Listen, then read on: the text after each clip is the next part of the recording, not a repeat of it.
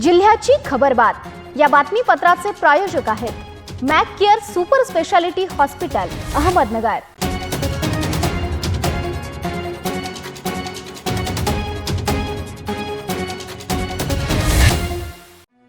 प्रेक्षको नमस्कार, मी निर्जला, न्यूज 24 सह्याद्रीमध्ये तुमचं स्वागत।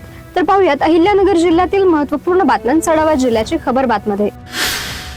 भंडारदरा धरणाच्या पाणी वाटपात होणारी प्रचंड चोरी आणि नादुरुस्त मोजमाप यंत्रणेबाबत मुंबई उच्च न्यायालयाच्या औरंगाबाद खंडपीठाने राज्य शासनाला कठोर शब्दात फटकारले आहे। कालव्यांमधून वाहणाऱ्या पाण्याचे अचूक मोजमाप करणाऱ्या यंत्रणेला 15 दिवसांच्या आत प्रशासकीय मान्यता द्या आणि त्यानंतर 1 महिन्याच्या आत ही यंत्रणा पूर्णपणे कार्यान्वित करा, असे निर्णायक आदेश न्यायालयाने दिले आहेत। प्रशासनाच्या वेळकाढूपणामुळे हक्काच्या पाण्यापासून वंचित राहिलेल्या बळीराजाला या निर्णयामुळे दिलासा मिळाला आहे। राहुरी शहराच्या मध्यवर्ती ठिकाणी असलेल्या स्टेट बँक ऑफ इंडियाचे 4 ATM मशीन आज सकाळी एका इसमाने फोडल्याची धक्कादायक घटना घडली। आज सकाळी 10 वाजताच्या सुमारास नगर मनमाड रस्त्यावर असलेल्या स्टेट बँकेच्या राहुरी शाखेच्या आवारात 4 ATM मशीन्स असून आज सकाळी एका इसमाने ATM मध्ये घुसून 4ही ATM मशीनवर दगड टाकून फोडले आहे। या ATM सेंटर मध्ये 2 CDM व 2 ATM असून ATM फोडल्यानंतर आजूबाजूच्या ग्राहकांनी तात्काळ बँक अधिकारी व सुरक्षा रक्षकांशी संपर्क साधला। या माथेफिरूला तात्काळ ताब्यात घेऊन पोलिसांना कळवण्यात आले आहे।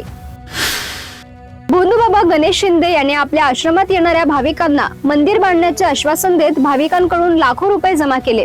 मात्र मंदिराचे काम सुरू करण्याऐवजी त्याने प्रथम स्वतःच्या बंगल्याची पायाभरणी केली। याबाबत भाविकांमध्ये कुजबूज झाल्यानंतर बंगल्या शेजारी मंदिराचे काम सुरू केल्याचे दाखवण्यात आले। तथापि तेही काम अपूर्ण राहिले असून पैसे संपले असे कारण पुढे करून शिंदे याने वेळ काढूपणा केल्याची चर्चा सध्या परिसरात रंगली आहे। एका एक्झिट पोलनुसार राहुरी विधानसभा पोटनिवडणुकीमध्ये भाजपचे उमेदवार अक्षय कर्डिले यांना 1.25 ते 1.5 लाख मतदान पडण्याची शक्यता आहे। एकूण झालेल्या मतदानाचा विचार केल्यास कर्डिले यांना 76% मतदान झाल्याचा अंदाज या एक्झिट पोलमध्ये वर्तवण्यात आलाय। तर दुसरीकडे राष्ट्रवादी शरद पवार गटाचे उमेदवार गोविंद मोकाटे यांना 25 ते 30 हजार मतदान होण्याची शक्यता आहे। त्यांना 12-14% मतं पडू शकतात असा अंदाज या एक्झिट पोलने वर्तवलाय। आंतरराष्ट्रीय तीर्थक्षेत्र म्हणून ओळख असलेल्या शिर्डीमध्ये उन्हाच्या तीव्र लाटेमुळे इतना सन्नाटा क्यू है भाई अशी परिस्थिती निर्माण झाल्याने व्यावसायिक आर्थिक अडचणीत सापडले आहेत। शिर्डीत दररोज हजारो भाविक साई दर्शनासाठी येतात। विशेषतः उन्हाळी सुट्ट्यांमध्ये गर्दी वाढण्याची अपेक्षा असते। मात्र यावर्षी तापमानाने विक्रमी पातळी गाठल्याने अनेक भाविकांनी प्रवास टाळत घरातच राहणे पसंत केले। जिथे शिर्डीत शांतता दिसते तिथे महाबळेश्वर, पाचगणी आणि लोणावळा यासारख्या थंड हवेच्या ठिकाणी पर्यटकांची प्रचंड गर्दी उसळली आहे।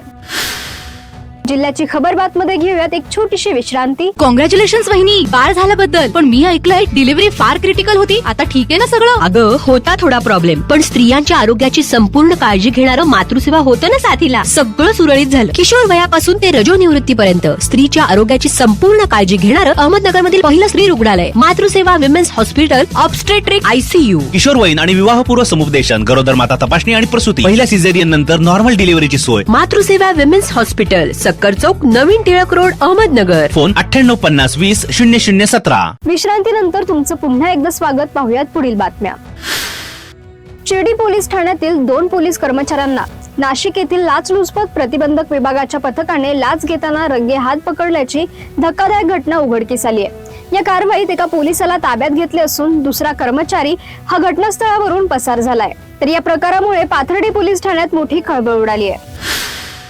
निगोज येथे अंधश्रद्धा आणि झटपट श्रीमंतीच्या आमिषाला बळी पडून 5 जणांची तब्बल 1 कोटी रुपयांची फसवणूक झाल्याची धक्कादायक घटना समोर आली आहे। शिरूर येथे वास्तव्यास असल्याचे सांगणाऱ्या एका भोंदूबाबाने पैशांची पूजा केल्यास 10 पट परतावा मिळेल असे आमिष दाखवून संबंधितांना जाळ्यात ओढले। प्राप्त माहितीनुसार निगोज मधील एका व्यक्तीशी ओळख वाढवत भोंदूबाबाने आपल्याकडे अलौकिक शक्ती असल्याचा दावा केला। बनावट भक्तांच्या माध्यमातून विश्वास संपादन करून त्याने संबंधित व्यक्तीला तसेच इतर 4 जणांना पैशाच्या पावसाचे स्वप्न दाखवले। संगमनेर तालुक्याच्या पठार भागात अवैध वाळू तस्करीने अक्षरशः उच्छाद मांडल्याचे चित्र समोर येत आहे। या पार्श्वभूमीवर घारगाव पोलिसांनी साकूर गावच्या शिवारात मोठी कारवाई करत सुमारे 7,12,000 रुपयांचा मुद्देमाल जप्त केलाय। बुधवारी पहाटे 5:30च्या सुमारास ही कारवाई करण्यात आली। या धडाकेबाज कारवाईमुळे अवैधरित्या वाळू वाहतूक करणाऱ्यांमध्ये चांगलीच खळबळ उडाली आहे। पारनेर पोलीस ठाण्याच्या हद्दीत गेल्या काही दिवसांपासून दुचाकी चोरीच्या घटनांमध्ये मोठी वाढ झाली आहे. या चोरींना आळा घालण्यासाठी पारनेर पोलिसांनी विशेष मोहीम राबवित यशस्वी कारवाई केली आहे. या कारवाईत चोरीच्या 10 मोटारसायकली हस्तगत केल्या असून यामध्ये 4 आरोपींना अटक करण्यात आली आहे. एका विधी संघर्षित बालकाला यावेळी ताब्यात घेण्यात आलंय. हस्तगत केलेल्या या सर्व दुचाकींची किंमत 7,85,000 रुपये इतकी आहे.